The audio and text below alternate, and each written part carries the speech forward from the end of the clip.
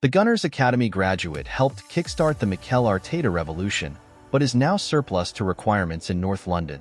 Mikel Arteta currently enjoys close to unanimous support among the Arsenal fanbase, but this has not always been the case. During the dystopian Project Restart era back in December 2020, the Spaniards' approval ratings were through the floor. Heading into a Boxing Day meeting with Chelsea that season, Arsenal were floundering all the way down in 15th place, having not tasted victory in 7 matches. With the fanbase on the brink of revolt, defeat to their London rivals might have genuinely spelled the end for Arteta's reign. The omens weren't great heading into the pivotal contest either, with the Gunners' Brazilian duo Willian and David Luiz being ruled out through injury. The former's absence forced Arteta into a change of shape, with Academy graduate Emile Smith Rowe used as a number 10 while youngsters Gabriel Martinelli and Bukayo Saka came in as wingers. It was bold, but it proved to be a turning point in Arteta's coaching journey. The energetic front four put in one of their side's most coherent attacking displays of the campaign, with Alexander Lacazette, Granit Xhaka, and Saka all netting in a 3-1 victory.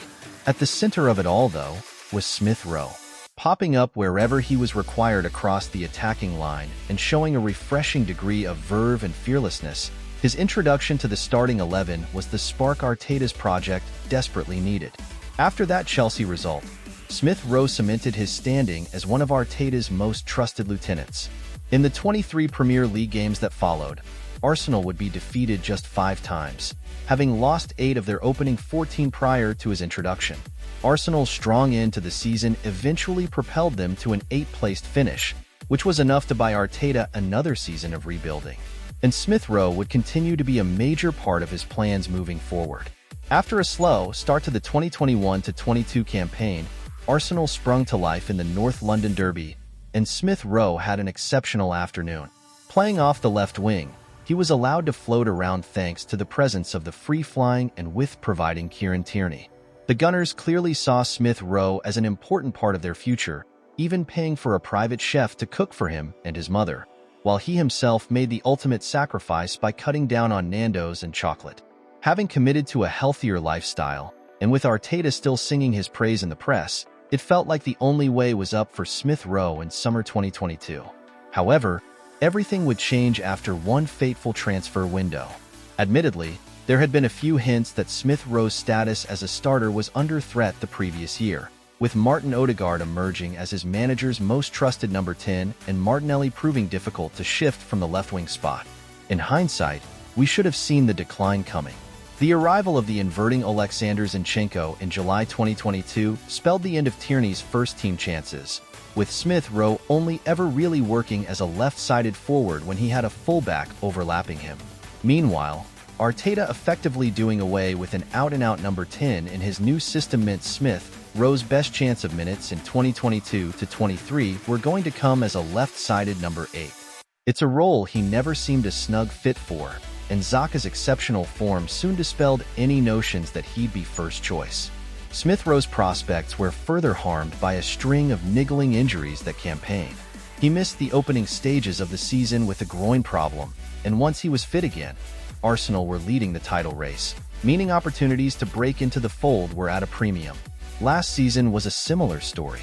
After opting to remain at the Emirates, despite rumors linking him with a move away, Smith Rowe would start just 4 games in all competitions. When he was involved, he fared pretty well. But considering his electric start to life as a Gunner, it was hard not to feel like this period of stagnation would have been much better spent elsewhere. Now 24, it's abundantly clear that Smith Rowe needs to get out of North London if he's ever going to come close to living up to his potential. And, finally, it appears Arteta has given the green light for the player once dubbed the Croydon De Bruyne to move on. Fulham eventually won the race, despite interest from Crystal Palace, with the Cottagers paying around £35 million for his services. It's a sad end.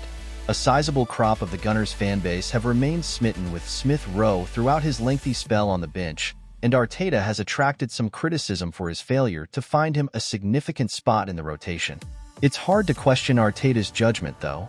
Since Smith Rowe's disappearance from the first team, Arsenal have failed to win just 22 of their 76 Premier League matches. Initially, Xhaka, Odegaard, and Martinelli proved impossible for him to displace in the side. while the emergence of Declan Rice, Kai Havertz, and even Leandro Trossard more recently meant it was going to be difficult for Smith Rowe to get consistent minutes. A move to Fulham does at least provide Smith Rowe with a chance of redemption.